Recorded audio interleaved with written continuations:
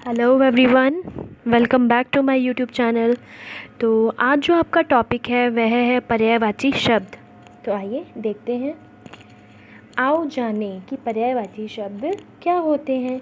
सबसे पहले यहाँ पर आपको एक पक्षी दिख रहा है, ठीक है। तो पक्षी का दूसरा नाम क्या है? विहंग, पंछी और खग। तो इसी तरह ऐसे ये शब्द जो हमें एक जैसा अर्थ बताते हैं उन्हें हम क्या कहते हैं? पर्यायवाची शब्द। यहाँ पर शब्द अलग अलग हैं लेकिन उनका कहने का अर्थ एक ही है। ऐसे ही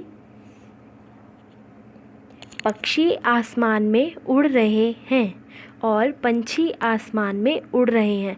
यहाँ पर दोनों बातों का अर्थ एक ही है। यहाँ पर आपको वृक्ष दिखाई दे रहा है जिसमें विटप, तरु और पेड़ भी लिखा गया है, ठीक है। तो ये वृक्ष के अलग अलग नाम हैं।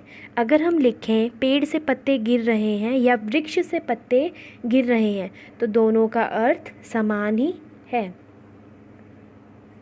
चांद को शशि, राकेश और चंद्रमा भी कहते हैं।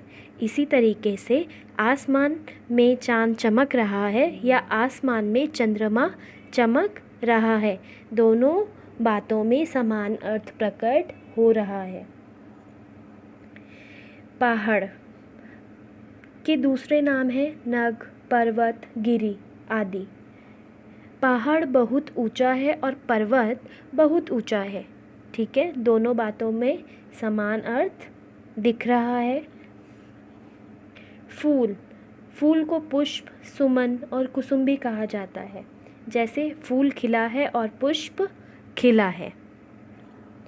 पर्यायवाची शब्द तो हमने क्या सीखा? एक जैसे अर्थ बताने वाले शब्दों को पर्यायवाची शब्द या समान अर्थ वाले शब्द कहते हैं, ठीक है। ऐसे शब्द जो हमें एक जैसा अर्थ बताते हैं उन्हें हम पर्यायवाची शब्द या समान अर्थ वाले शब्द कहते हैं। आओ देखें कुछ अन्य पर्यायवाची शब्द। घर को आलय, निकेतन और सदन भी कहा जाता है। कपड़ा, वस्त्र, चीर, पट ये इसके पर्यायवाची शब्द हैं। नभ को आकाश, आसमान, गगन कहा जाता है। संसार, विश्व, जगत, दुनिया। अध्यापक को शिक्षक, गुरु और आचार्य भी कहा जाता है। कमल का दूसरा नाम जलज, पंकज और नीरज भी है। बेटा, सुत, पुत्र, तनय। मित्र को सखा, दोस्त और मीत कहा जाता है।